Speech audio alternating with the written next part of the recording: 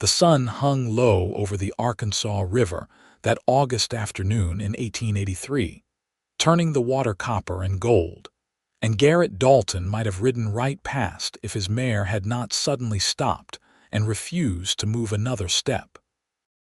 He sat in the saddle for a moment, wiping sweat from his brow, wondering what spooked her, when he heard a sound so faint he almost missed it beneath the rushing water.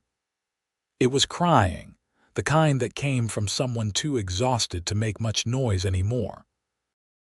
Garrett swung down from his horse and walked toward the riverbank, his boots crunching on the dry Colorado soil. The land around Montezuma was beautiful in a harsh way, all mountains and wilderness, and it was not the kind of place where you expected to find a child alone. But there he was, a boy no more than 5 years old, sitting on a flat rock with his bare feet dangling above the water. His clothes were torn and dirty, his face streaked with tears and dust, and when he looked up at Garrett with those wide, terrified eyes, something cracked open in the cowboy's chest. "Hey there," Garrett said softly, approaching slowly like he would a frightened colt. "Who left you out here alone?" The boy just stared at him, lower lip trembling, too scared or tired to answer. Garrett crouched down, keeping his distance so as not to frighten him more. He was a tall man, broad-shouldered from years of ranch work, with dark hair that needed cutting and eyes the color of pine bark. At 27, he had seen plenty of hard things in his life, but something about this small child abandoned by the river struck him differently. "Where's your mama?" Garrett asked gently. The boy's face crumpled and fresh tears spilled down his cheeks. "Gone," he whispered. "Mama's gone." Garrett felt his stomach drop. "Gone where, son?" "In the ground. Papa put her in the ground." The child's voice was so small, so broken, that Garrett had to lean closer to hear him. "Then Papa left. Said he could not do it anymore. Said I reminded him too much of her." The words hung in the air between them, terrible in their simplicity. Garrett closed his eyes for a moment, pushing down the anger that rose in his throat. What kind of man left his own child by a river to die? He opened his eyes again and looked at the boy, really looked at him and saw the hunger in his thin face, the exhaustion in his small frame. "Well, your papa is not here now, but I am," Garrett said firmly. "And I am not leaving you. What is your name?" "Thomas," the boy whispered. "Thomas, I am Garrett. I work on a ranch about 10 miles from here.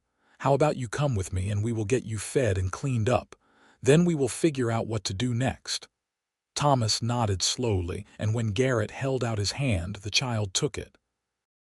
His small fingers were cold despite the summer heat, and they gripped Garrett's hand like he might disappear too.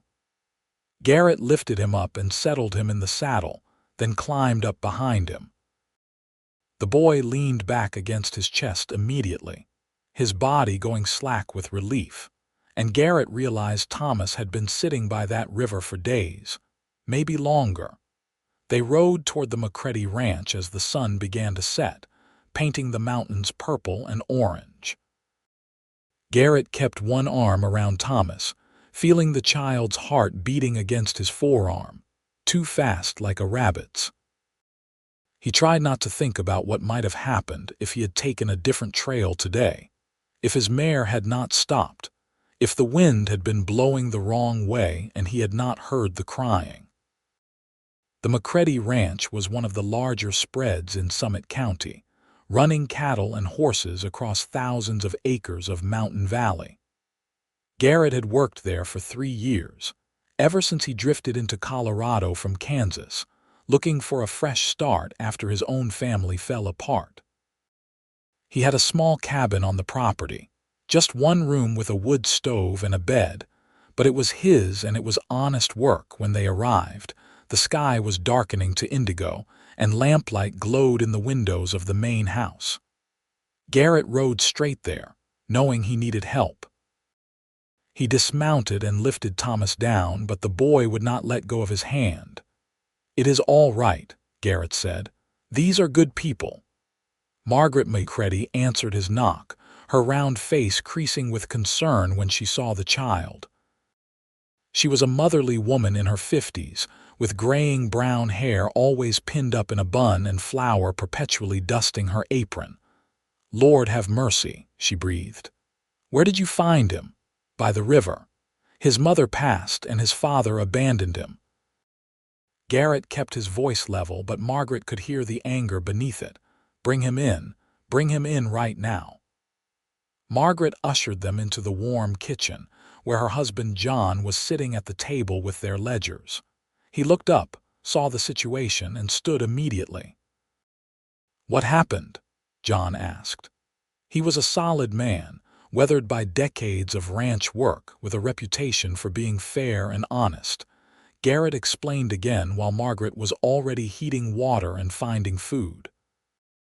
Thomas sat in a chair that was too big for him, his eyes darting around the kitchen like he expected something bad to happen. When Margaret set a plate of bread and cold chicken in front of him, he fell on it like he had not eaten in days, which was probably true. "Easy, sweetheart," Margaret said gently, putting a hand on his shoulder. "It is not going anywhere. You can have all you want." They let him eat in peace while they talked quietly in the corner. John said they would send word to the sheriff in Breckenridge in the morning, see if anyone knew about the boy or his father. In the meantime, Thomas could stay at the ranch. Margaret looked at Garrett with knowing eyes. "He will need someone to look after him special," she said. "He has been through a terrible shock. I can keep him here in the house, or—" "I will take him," Garrett said before he could think about it. "I have got room in my cabin. I found him. I will look after him." Margaret smiled like she expected that answer. "You will need supplies." "I will put together some things. And Garrett, there is a young woman who just arrived in Montezuma 2 weeks ago, a teacher. The town hired her for the new school they are building. She is staying at the boarding house for now. Her name is Sarah Anderson. She might be able to help with the boy, teach him his letters, give him some proper care during the days while you are working." Garrett nodded, filing the information away. Right now, all he cared about was getting Thomas somewhere safe and warm where he could sleep without fear. That night, Garrett carried the exhausted child to his cabin. Margaret had given him a pile of blankets and a change of clothes that would be too big but were better than the rags Thomas wore. She had also bathed him in the kitchen, washing away the dirt and examining him for injuries. Aside from some scrapes and bruises and being dangerously thin, he was physically all right. Garrett made up a bed on the floor near the stove, layering blankets to make it soft. Thomas watched him with those wide eyes, still not saying much, and when Garrett told him he could lie down, the boy obeyed immediately. But as soon as Garrett moved away, Thomas started crying again, silent tears that were somehow worse than sobbing. "What is wrong?" Garrett asked, kneeling beside him. "Do not leave," Thomas whispered. "Please do not leave like Papa did." Something twisted in Garrett's chest, a feeling he could not quite name. He thought about his own childhood, about the parents he lost to fever when he was 12, about the years of drifting and loneliness that followed. He understood what it felt like to be abandoned, even if the circumstances were different. "I am not going anywhere," Garrett said firmly. "I am going to sleep right over there in that bed, and I will be here when you wake up. I promise you, Thomas. I do not break my promises." The boy searched his face for a long moment, then nodded. He closed his eyes, and within minutes, exhaustion pulled him under into sleep. Garrett sat beside him for a while longer, listening to the child's breathing even out, feeling the weight of responsibility settle on his shoulders like a physical thing. He had not planned on this. He had not planned on finding a motherless boy by the river, had not planned on the fierce protectiveness that surged through him the moment he saw that small figure on the rock. But life had a way of changing your plans whether you were ready or not. The next morning, Garrett woke to find Thomas sitting up in his blankets, watching him with a mixture of hope and fear, like he was checking to make sure Garrett had not disappeared in the night. When their eyes met, Garrett smiled. "Good morning. Are you hungry?" Thomas nodded. They ate a simple breakfast of oatmeal and coffee, milk for Thomas, and then Garrett took him to meet the other ranch hands. The men were kind enough, rough around the edges but gentle with the boy, and Thomas slowly began to relax. Still, he stayed close to Garrett all morning, never more than a few feet away, his small hand reaching out periodically to touch Garrett's leg or arm, as if to confirm he was still there. In the afternoon, Garrett rode into Montezuma with Thomas sitting in front of him in the saddle. The town was small, just a main street with a few stores, a saloon, a church, and a boarding house. But it was growing as more people moved into the mountains looking for silver and gold. The school was half built on the north end of town, its frame reaching toward the sky like a promise of civilization in the wilderness. Garrett tied his horse outside the general store and lifted Thomas down. "We need to get you some proper clothes," he said, and led the boy inside. The proprietor, a thin man named Wesley, greeted them and listened to Garrett's requests. While Wesley was measuring Thomas for a shirt and trousers, the door opened and a woman walked in carrying a basket. Garrett looked up and felt something shift in the air. She was perhaps 23 or 24, with auburn hair pinned up in a simple style and hazel eyes that seemed to take in everything at once. She wore a practical gray dress, and there was a directness to her gaze that said she was not someone who wasted time on foolishness. But when those eyes landed on Thomas, they softened immediately. "Oh," she said, setting down her basket. "Who is this?" "This is Thomas," Garrett said, straightening. "I am Garrett Dalton. I work at the McCready Ranch. You must be the new teacher Margaret mentioned." "Sarah Anderson," she said, offering her hand. Her handshake was firm, confident. "I arrived from St. Louis a few weeks ago. Margaret told me about you and about this young man when I saw her at church yesterday." She crouched down to Thomas's level, her skirts pooling around her. "Hello, Thomas. I am very pleased to meet you. I hear you have had quite an adventure." Thomas looked at Garrett, who nodded encouragingly, and then back at Sarah. "I was by the river," he said quietly. "Garrett found me." "That was very fortunate," Sarah said seriously, treating him like an adult rather than a child. "And very brave of you to wait by the river until help came. Many people would have panicked." Something in her tone, in the way she spoke to him with respect rather than pity, made Thomas stand a little taller. Garrett watched the interaction with interest. There was something about Sarah Anderson that was different from most women he had met. She had a calm competence about her, a steadiness that reminded him of still water running deep. "Margaret suggested you might be able to help with Thomas during the days," Garrett said. "I need to work, and he could use some learning. His letters and numbers and such." Sarah stood, brushing off her skirts. "I would be happy to. The school is not finished yet, so I have time. We could start tomorrow if you like. I could come to the ranch, or you could bring him to the boarding house. Mrs. Fletcher has a nice parlor we could use." "The ranch might be better," Garrett said. "He is still settling in. Might be easier in a familiar place." "Of course." Sarah's eyes met his, and Garrett felt that strange shift again, like the world had tilted slightly on its axis. "I will come by around 9 in the morning if that suits you." "That suits me fine." They made the arrangements while Wesley finished with Thomas's clothes. Garrett paid for 3 sets of everything: shirts, trousers, socks, even a small coat for when the weather turned cold. Sarah watched this with an expression he could not quite read, and when they left the store together, she walked with them down the wooden sidewalk. "That was kind of you," she said, "buying him all those things. He needs them. Garrett said simply. Child cannot go around in rags. No, but not every man would think of it or spend his wages on it. She paused, then added, What you are doing for him, it is remarkable, taking in a stranger's child. He is not a stranger anymore. Garrett looked down at Thomas, who was holding his hand and gazing around at the town with wide eyes. He is mine now, I suppose, at least until the sheriff finds his father. And if the sheriff finds his father, Sarah asked quietly, will you give him back to a man who abandoned him by a river? The question struck at something Garrett had been trying not to think about. He stopped walking and met her eyes.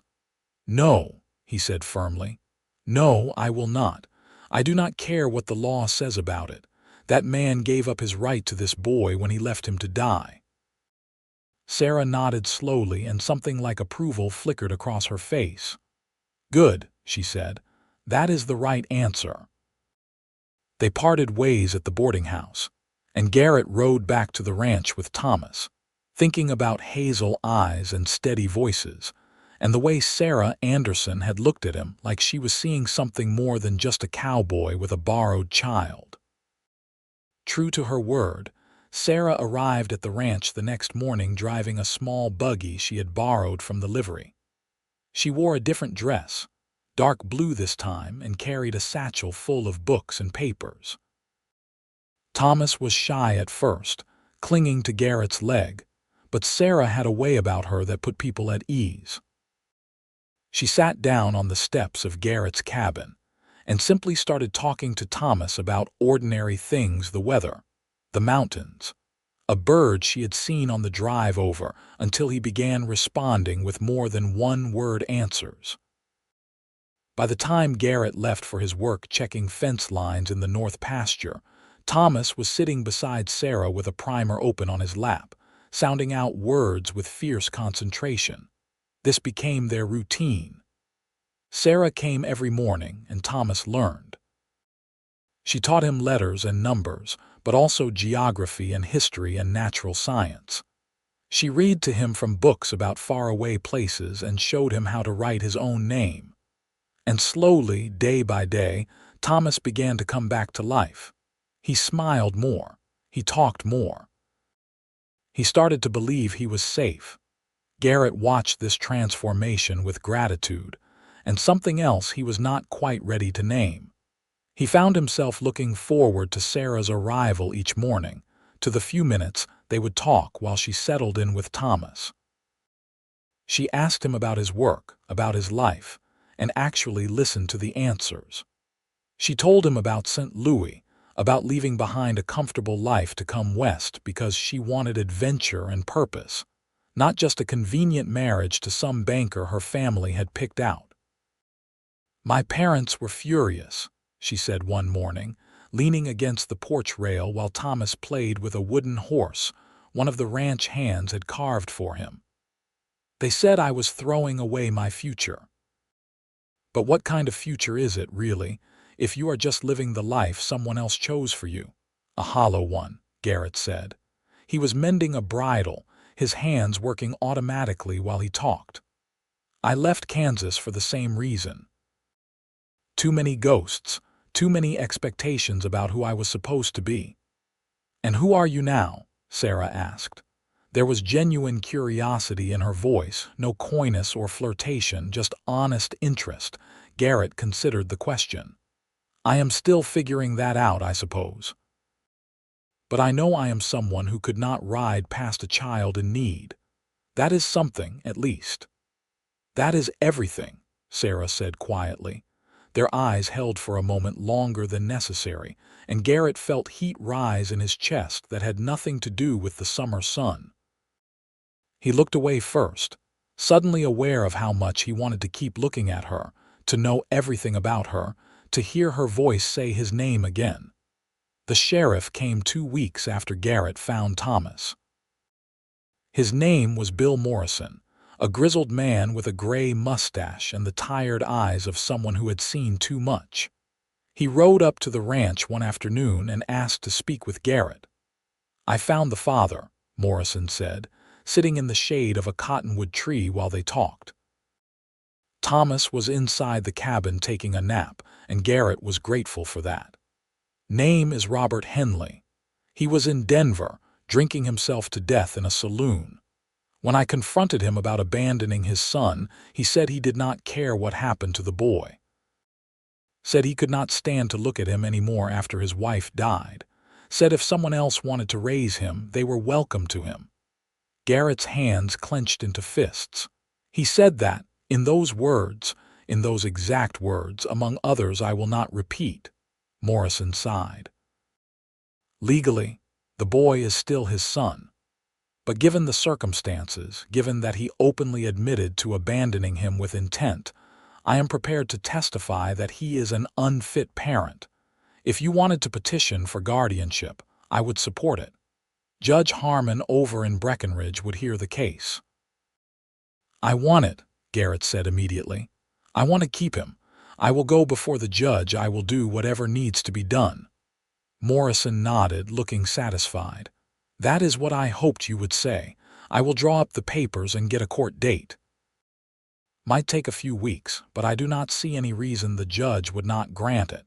You have got a good reputation, steady work, and the boy is clearly thriving in your care. Relief flooded through Garrett, so intense it almost made him dizzy. Thomas would be his. Not temporarily, not provisionally, but truly his. He would make sure the boy never had to fear being abandoned again. When Sarah arrived the next morning, Garrett told her about the sheriff's visit. They were standing by her buggy, and Thomas was inside playing with a set of wooden blocks Margaret had given him. The early September air had a crispness to it that promised autumn was coming, and the aspen trees on the mountainsides were starting to turn gold. That is wonderful news, Sarah said, her face lighting up with genuine joy. Thomas is so lucky to have you. I am the lucky one, Garrett said. He gave me a purpose I did not know I needed. Before I found him, I was just drifting, working, sleeping, working again. But now... He trailed off, struggling to put it into words. Now you have something to come home to, Sarah finished softly. Someone who needs you, someone who loves you. Yes.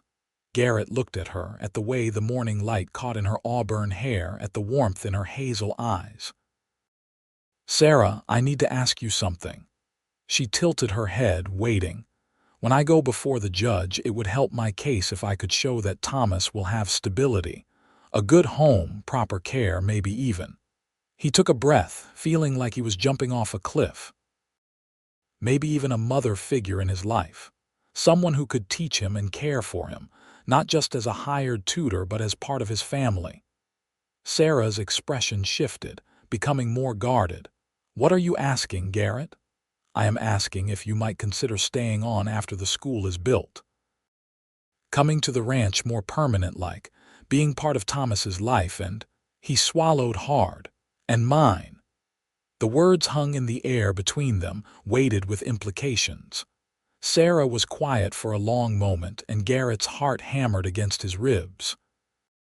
He had not planned to say any of this, had not even admitted to himself how much he had come to care for her, but now that the words were out, he could not take them back.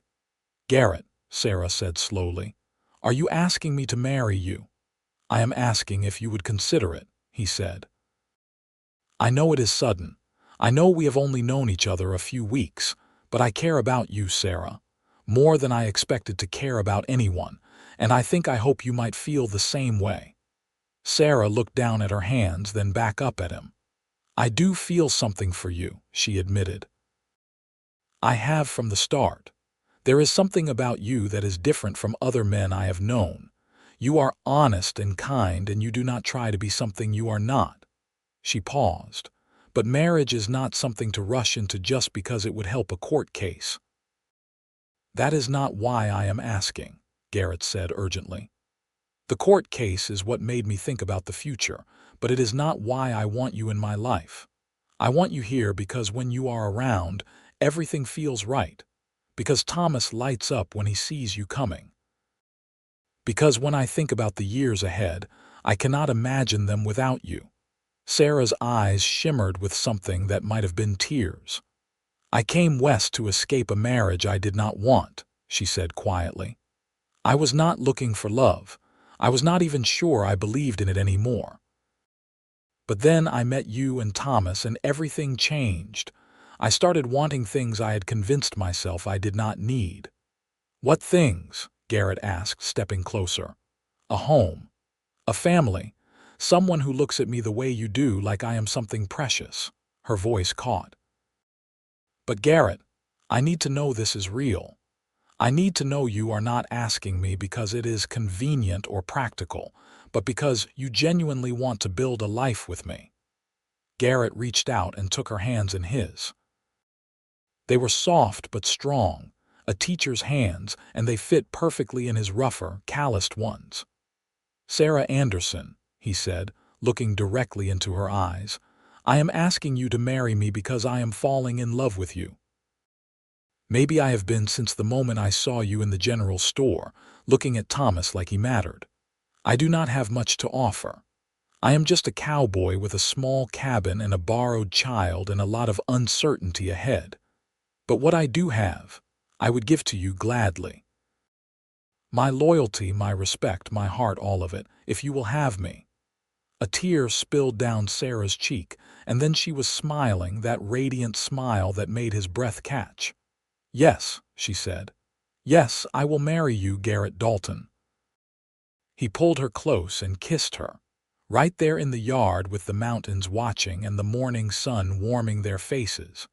It was not a long kiss, not with Thomas liable to peek out the window any moment, but it was sweet and sure and full of promise. When they pulled apart, Sarah was laughing and Garrett felt lighter than he had in years. "We should tell Thomas," Sarah said, wiping at her eyes. "He deserves to know." They went inside together and found Thomas building a tower with his blocks. When he saw them, he looked up with a smile that still had the power to squeeze Garrett's heart.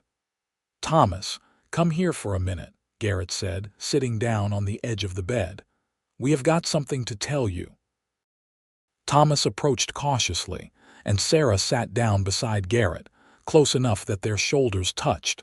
She held out her hand and Thomas took it, looking between them with curiosity.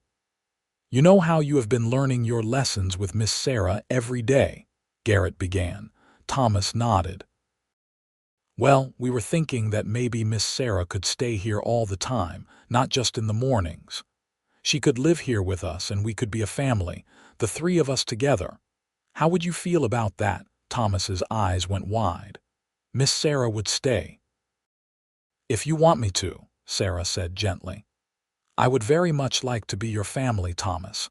I would take care of you and teach you and be here whenever you needed me, but only if that is what you want too." For a moment, Thomas just stared at them, and Garrett worried they had overwhelmed him, that it was too much too soon. But then the boy's face broke into the biggest smile Garrett had ever seen, and he launched himself at both of them, wrapping his small arms around their necks. "Yes," Thomas said, his voice muffled against Garrett's shoulder. "Yes, I want that. I want Miss Sarah to stay. I want us to be a family." Sarah started crying in earnest then, happy tears that she did not try to hide, and Garrett held them both, this woman he loved and this child he had claimed as his own, and thought that maybe good things could come from tragedy after all. Maybe finding Thomas by that river was not chance but fate, leading him exactly where he needed to be. They were married 3 weeks later in the small church in Montezuma, with Margaret and John McCready standing as witnesses and Thomas holding the rings in his small, serious hands. Sarah wore a new dress she had sewn herself, cream-colored with tiny blue flowers embroidered on the collar, and she carried a bouquet of late summer wildflowers. Garrett wore his best suit, brushed clean and pressed, and when the minister pronounced them husband and wife, he kissed his bride with all the tenderness and passion he had been holding back for weeks. The whole town turned out for the celebration afterward, a potluck dinner in the church yard with music and dancing. Thomas stayed close to them all evening, beaming with pride whenever anyone referred to Sarah as his new mother. And Sarah, for her part, never once corrected them. She had claimed Thomas as fully as Garrett had, and the boy bloomed under the double assurance of their love. The guardianship hearing was held a week after the wedding in the courthouse in Breckenridge. Judge Harmon was a stern man with white whiskers and sharp eyes, but he listened carefully as Sheriff Morrison testified about finding Robert Henley in Denver, about the man's admission that he had abandoned his son and wanted nothing to do with him. Garrett testified next, explaining how he found Thomas, what he had done to care for him, his plans for the boy's future. Then Sarah took the stand, and Garrett watched with pride as she calmly, articulately explained Thomas's progress over the past months, his intelligence and resilience, his need for stability and love. She spoke about their new family, about the home they were building together, and when she finished, there was not a dry eye in the courtroom. Judge Harmon deliberated for less than 5 minutes before declaring that guardianship would be granted to Garrett Dalton, with full parental rights and responsibilities. Robert Henley's parental rights were permanently terminated based on abandonment and unfitness. Thomas was legally, officially Garrett's son. They rode back to Montezuma together, the three of them squeezed onto the buggy seat, with Thomas sitting between his new parents and chattering excitedly about everything and nothing. When they got home, and it was home now, Garrett realized, not just a cabin but a real home. Sarah made dinner while Garrett helped Thomas with his evening chores, feeding the chickens and gathering eggs. Later, after Thomas was asleep in his new bed in the corner, they had built him a proper frame with a mattress. Not just blankets on the floor. Garrett and Sarah sat outside on the porch steps, watching the stars come out over the mountains. "I keep thinking about that day by the river," Garrett said quietly. "What would have happened if I had taken a different trail, if I had not heard him crying?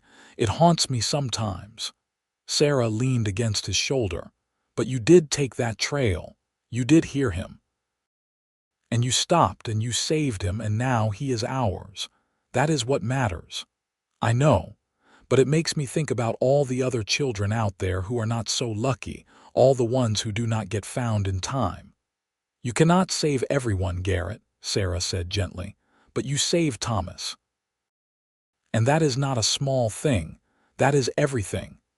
He turned to look at her, this remarkable woman who had walked into his life and changed everything. "I love you," he said.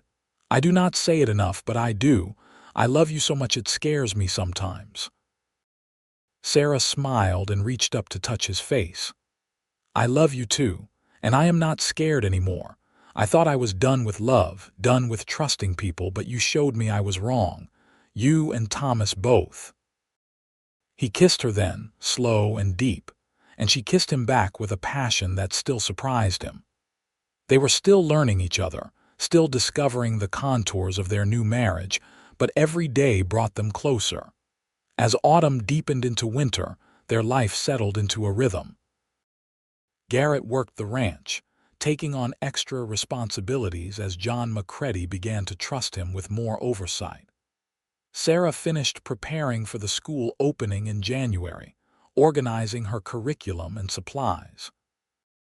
And Thomas grew, not just physically but emotionally, his confidence building as he realized his new parents were not going anywhere.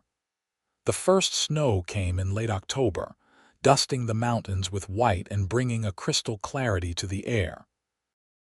Thomas was ecstatic, having never really experienced winter before, and Sarah bundled him up in his new coat and took him outside to play. Garrett watched from the porch as his wife and son built a lopsided snowman, their laughter echoing across the ranch yard, and felt a contentment so deep it was almost painful.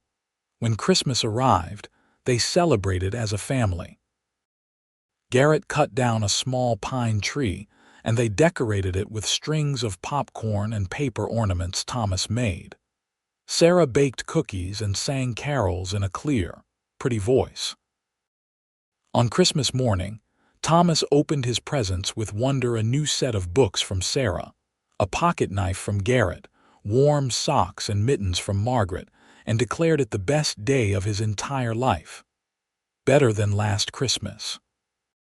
Sarah asked, then immediately regretted it, worried about bringing up painful memories, but Thomas just shook his head seriously. Last Christmas, Mama was already sick. She could not get out of bed. Papa was always angry and drinking. This is better. This is the best. Sarah pulled him into a hug, and Garrett saw the tears she tried to hide in the boy's hair. Later, when Thomas was asleep, she cried in Garrett's arms, mourning the childhood Thomas had lost and grateful for the chance to give him a better one. "He is going to be all right," Garrett murmured, stroking her hair. "We will make sure of it. He has us now." "I know," Sarah whispered. "I just wish he had not had to hurt so much before finding his way to us." "Me too. But we cannot change the past.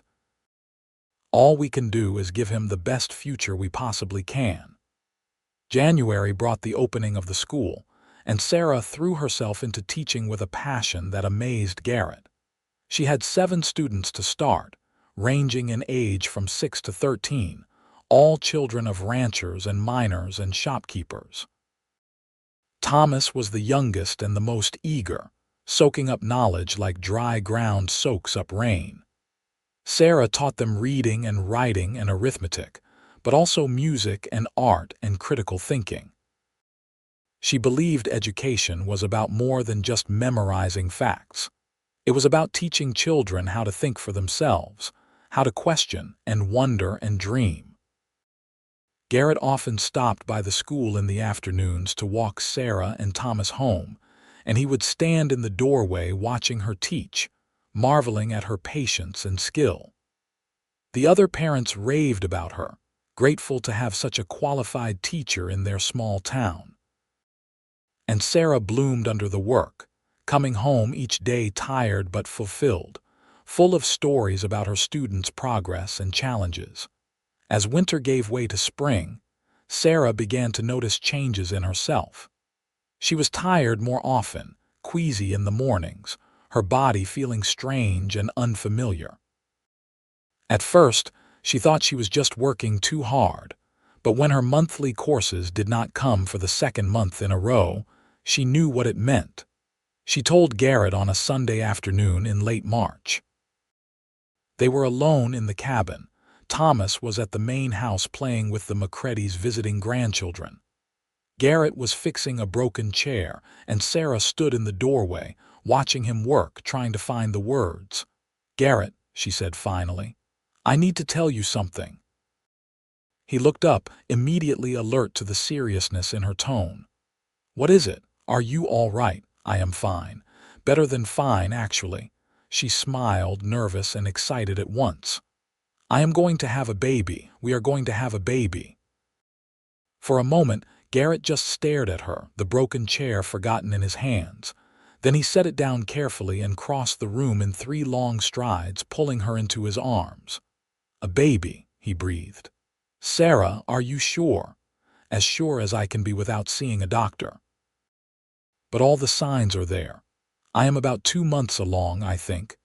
Garrett pulled back to look at her face, his eyes shining. "How do you feel about it? Are you happy?" "I am terrified," she admitted. "And thrilled, and worried, and so happy. Is that normal, to feel everything all at once?" He laughed and kissed her forehead. "I think that is perfectly normal. I feel the same way. A baby, our baby." Then his expression sobered. "What about Thomas? How will he take the news?" "I think he will be excited," Sarah said. "He talks about wanting a brother or sister sometimes. But we should tell him carefully, make sure he knows this does not change how much we love him." They told Thomas that evening at dinner. Garrett pulled the boy onto his lap, and Sarah sat across from them, her hands folded on the table. "Thomas, you know how we are a family now, the 3 of us." Garrett began. Thomas nodded, looking between them with curiosity. Well, our family is going to grow a little bigger. Sarah is going to have a baby. That means you are going to be a big brother." Thomas's eyes went huge. "A real baby, like a little one." "A very little one," Sarah said, smiling. "It will not be here until autumn, but yes, a real baby." "What do you think about that?" Thomas was quiet for a moment, processing this information. Then he asked, "Will you still love me when the baby comes?" Sarah's heart clenched. She reached across the table and took his hand. "Thomas, look at me. We will always love you, always. You are our son, and nothing will ever change that. Having another child does not mean we love you less. It means our family has more love in it. Do you understand?" "I think so," Thomas said slowly. Then, with more confidence, "I will be a good big brother. I will help take care of the baby." "I know you will," Garrett said, hugging him close. "You are going to be the best big brother any baby could ask for." The months that followed were busy and strange and wonderful. Sarah continued teaching through the spring term, though she had to sit down more often and take breaks when the nausea overwhelmed her. Garrett fussed over her constantly, worried she was doing too much, but Sarah insisted she was fine. She had never been the type to lie around just because she was expecting, and she was not about to start now. By summer, her belly was beginning to round, and the whole town knew about the baby. Margaret was beside herself with excitement, already knitting blankets and booties. The other ranch women offered advice, some helpful and some terrifying, and Sarah learned to smile and nod and then do whatever felt right to her. Thomas was endlessly fascinated by the changes in Sarah's body. He would put his hand on her belly and wait to feel the baby kick, his face lighting up with wonder every time it happened. He helped Garrett build a cradle, carefully sanding the wood smooth so it would not scratch the baby's skin. And he asked 1,000 questions about babies, and where they came from, and what they would do, which Sarah answered as honestly as she could manage. As August turned to September and Sarah's due date approached, Garrett grew increasingly anxious. He had helped deliver calves and foals plenty of times, but the idea of Sarah going through childbirth terrified him. She tried to reassure him, but he could see she was nervous too, no matter how brave she acted. The baby came on a cool September evening, just as the sun was setting over the mountains. Sarah's labor started after dinner, gentle contractions that gradually grew stronger. Margaret came to help, along with the doctor from Breckenridge, whom they had arranged to stay in town for the last few weeks of Sarah's pregnancy. Garrett paced outside the cabin, holding Thomas, who was too worried to sleep. "Is Sarah going to be all right?" Thomas asked for the 10th time. "She is going to be fine," Garrett said, praying it was true. "Women have been having babies since the beginning of time. Sarah is strong. She will be fine." He wished he felt as confident as he sounded. It was a long night. Sarah labored for hours, and every cry that escaped through the cabin walls made Garrett's chest tighten. He wanted to be in there with her, holding her hand, but Margaret had shooed him out, saying he would just be in the way. So he waited and prayed, and promised God he would do anything if Sarah just came through this safely. Finally, as dawn was breaking over the mountains, he heard a new sound, a baby's cry, thin and fierce and unmistakably alive. Garrett's knees nearly buckled with relief. Thomas, who had finally fallen asleep against his shoulder, woke with a start. "Is that the baby?" he asked groggily. "That is the baby," Garrett confirmed, his voice thick with emotion. Margaret appeared in the doorway, her face tired but smiling. "You have a son," she said, "a healthy baby boy." And Sarah did beautifully. "She is tired but well. Come and meet your son, Garrett." He carried Thomas inside, where the doctor was packing up his instruments and Sarah was lying in bed looking exhausted and radiant at once. In her arms was a tiny bundle wrapped in one of Margaret's handmade blankets, and when Garrett approached, she pulled the blanket back to reveal their son. He was perfect. Tiny and red-faced, with a shock of dark hair and his eyes squeezed shut against the lamplight. As Garrett watched, the baby yawned, showing pink gums, and something in Garrett's heart expanded to make room for this new love. "You want to hold him?" Sarah asked softly. Garrett nodded, unable to speak, and carefully took the baby into his arms. He was so light, so fragile, and yet Garrett could feel the life thrumming through him, strong and determined. Thomas leaned in close, peering at his new brother with awe. "He is so small," Thomas whispered. "You were that small once," Sarah said, smiling. "What are we going to name him?" Thomas asked. Garrett and Sarah had discussed names, but they had not decided definitively. Now, looking down at his son's face, Garrett knew exactly what felt right. "Samuel," he said. "His name is Samuel, after Sarah's father." Sarah's eyes filled with tears. Her father had passed away 2 years before she came to Colorado, and she still missed him terribly. "Samuel," she repeated. "Samuel Dalton. It is perfect." They spent the rest of the morning together as a family of 4, learning Samuel's cries and his hungry face, and the way he gripped their fingers with surprising strength. Thomas was gentle and careful, clearly taking his role as big brother very seriously. And when Samuel eventually fell asleep, Sarah did too, exhausted from the ordeal, and Garrett sat in the rocking chair with his sons, one cradled in his arms and one leaning against his side, and thought about how much his life had changed in just over a year.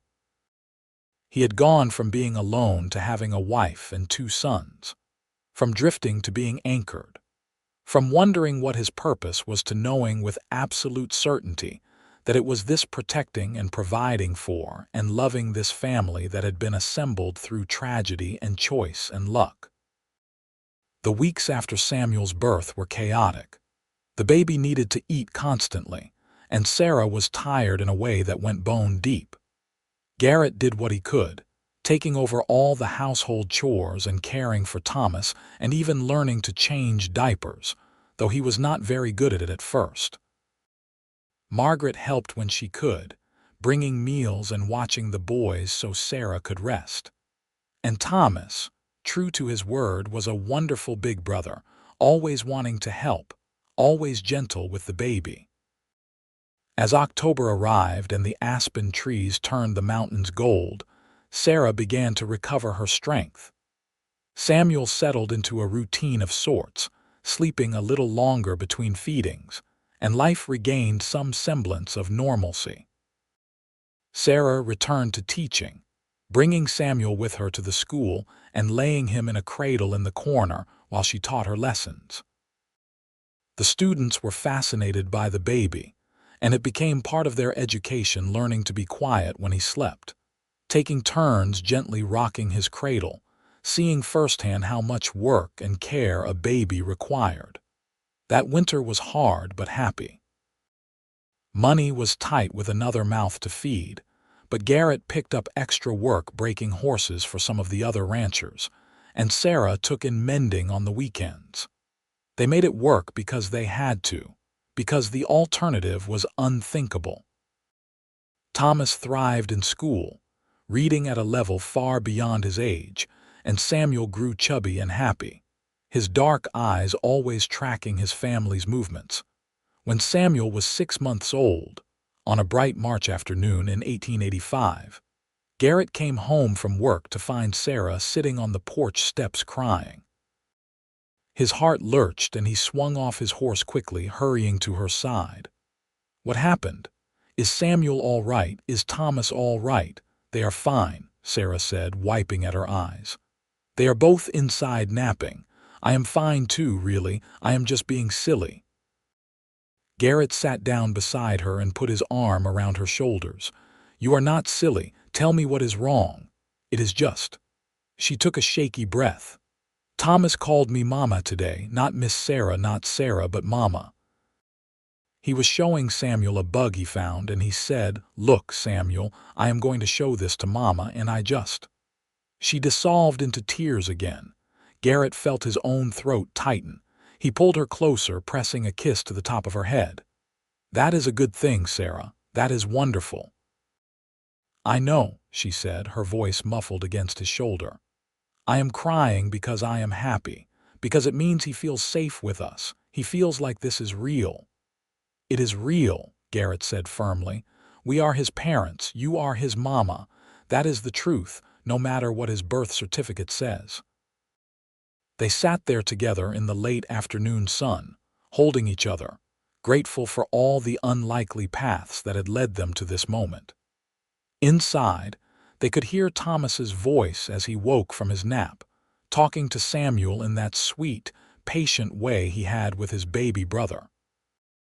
And Garrett thought about how close he had come to missing all of this if his horse had not stopped that day, if he had ignored the crying, if he had ridden past without stopping to ask who left that boy out here alone.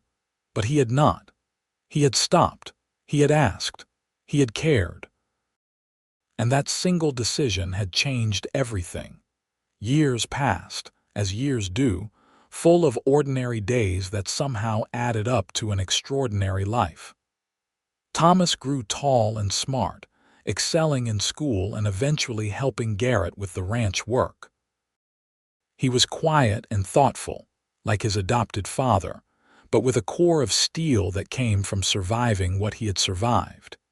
He never forgot his birth mother, but he called Sarah Mama without hesitation, and the love between them was as real as any biological bond could be. Samuel grew into a rambunctious, cheerful boy who seemed to find joy in everything. Where Thomas was serious, Samuel was playful.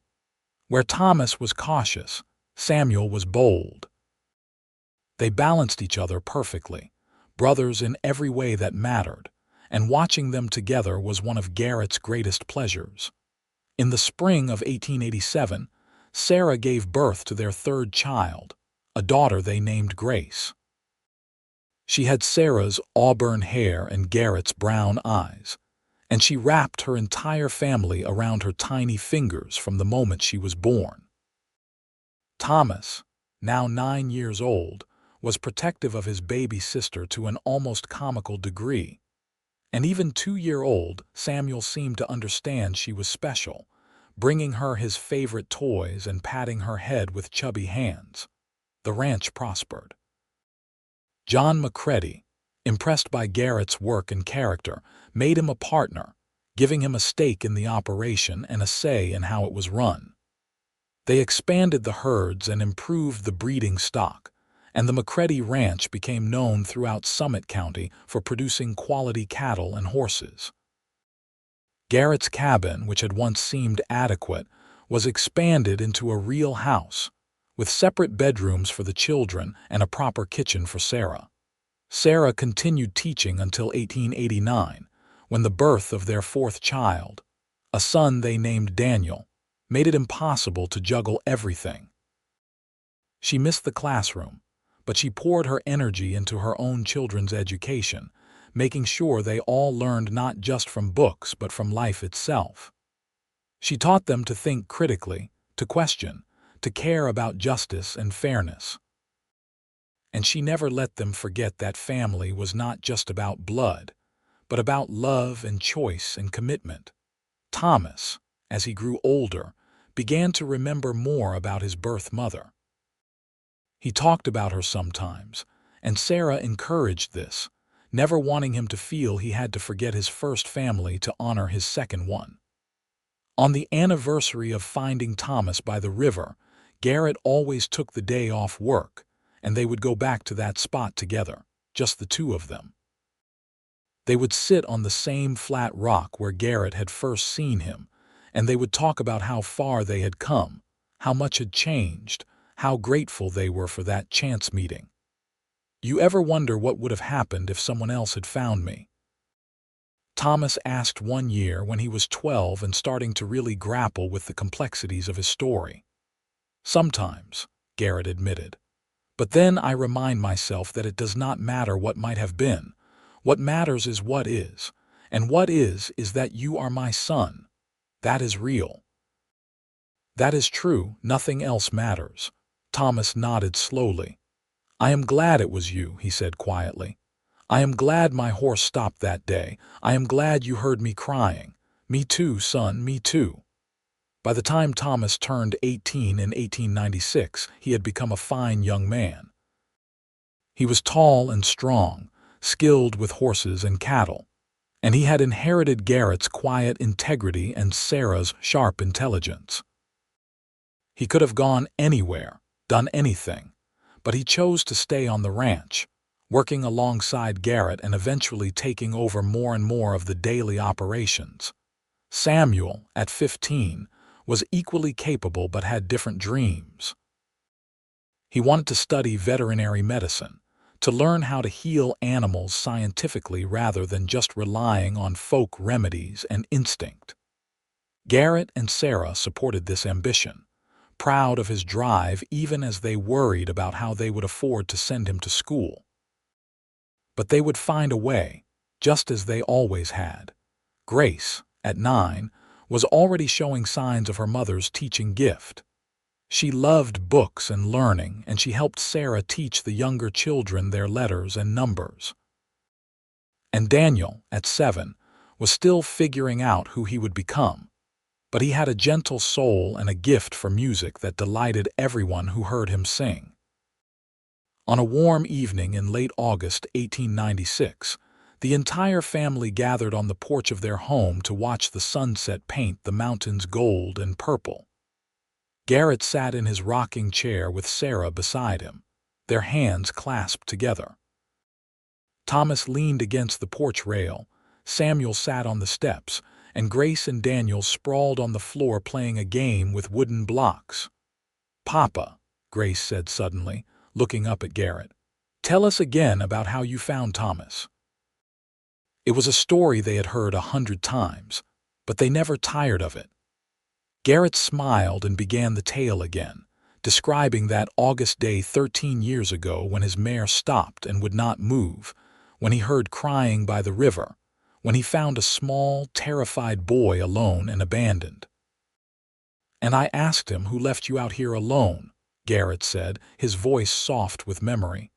"And he told me his papa had left him, and I knew in that moment that I could not leave him either, that he was mine to protect. And then Miss Sarah came," Samuel prompted, grinning. He loved this part of the story. "And then your mama came," Garrett corrected gently, smiling at Sarah. "And she taught Thomas his letters and stole my heart without even trying, and we became a family."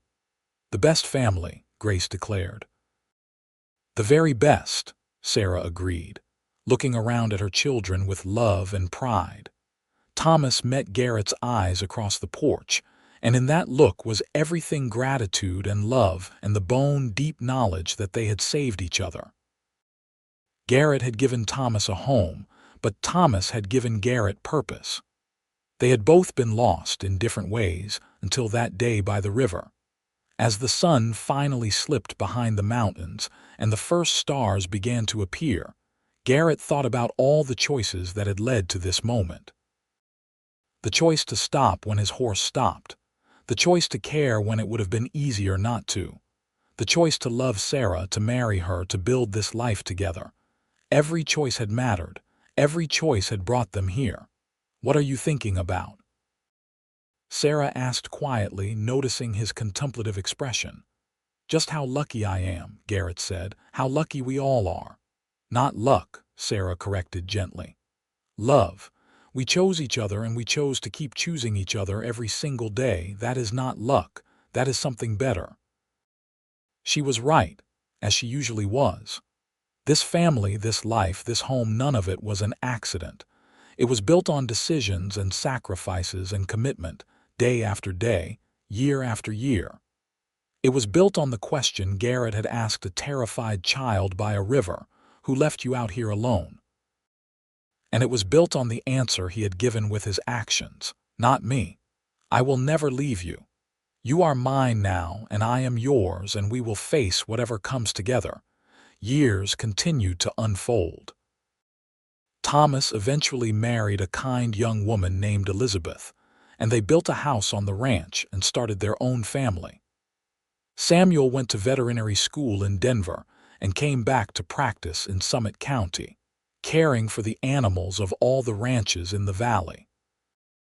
Grace became a teacher like her mother, taking over the Montezuma School when Sarah finally retired. And Daniel became a musician, playing at dances and gatherings throughout Colorado, bringing joy wherever he went. Garrett and Sarah grew old together, their hair turning gray, their bodies slowing down, but their love never dimming. They rocked their grandchildren on the same porch where they had rocked their own children, telling the story again and again of how their family began with a cowboy and a river and a motherless boy who needed to be found. And when Garrett finally passed away in the winter of 1918, at the age of 62, he died knowing he had lived a good life, a meaningful life, a life that mattered. He died surrounded by his children and grandchildren, with Sarah holding his hand and Thomas, his first son, his found son, sitting beside his bed telling him it was all right. He could rest now. They would be all right. Sarah followed him 3 years later, her heart simply giving out one spring morning while she sat in her garden. She had lived to see all her children grown and happy, had held great-grandchildren in her arms, and had known what it meant to be truly, deeply loved. They were buried side by side in the cemetery outside Montezuma, with a shared headstone that read, Garrett and Sarah Dalton. Beloved parents and grandparents, they chose love and it changed everything. Thomas stood at their graves after the funeral, now a man of 44 with his own children grown and scattered. Elizabeth stood beside him, patient and quiet, giving him the space to grieve. The mountains rose behind the cemetery, still and eternal, the same mountains that had witnessed his abandonment and his salvation all those years ago. Thank you, Thomas said quietly, speaking to the two people lying beneath the earth. Thank you for stopping. Thank you for asking who left me out here alone. Thank you for never leaving. Thank you for everything. The wind rustled through the pine trees, and somewhere a bird sang, and Thomas felt a peace settle over him. He had been given a second chance at family, at love, at life itself.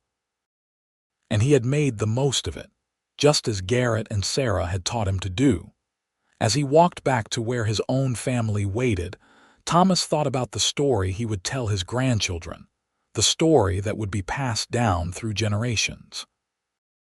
It was a story about loss and redemption, about the random chance that was not really random at all, about the way one decision could ripple outward and change the world. It was a story that began with a question, who left you out here alone? And it was a story that ended with an answer. No one. I was never alone after all. I was found. I was chosen. I was loved. And really, Thomas thought, what more could anyone ask for than that? The ranch continued to thrive under Thomas's management, and the Dalton name became synonymous with integrity and quality throughout Summit County. The house that Garrett had expanded was expanded again to accommodate Thomas's growing family. And then again, when Samuel moved back from Denver with his wife and children. The land that had witnessed so much sorrow and joy continued to provide for generation after generation, a living testament to the choices made beside a river on a hot August day in 1883. And always, in the telling and retelling of the family's origin story, the lesson remained the same. Stop when something tells you to stop. Listen when you hear someone crying. Ask the hard questions. And most importantly, never ride past someone in need, because you never know when stopping to help will change not just their life, but yours as well. That was the legacy Garrett and Sarah left behind, not wealth or fame, but something far more valuable.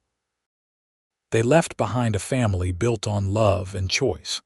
and the knowledge that sometimes the best things in life come from the most unexpected places, if you are brave enough to reach out and claim them when they appear.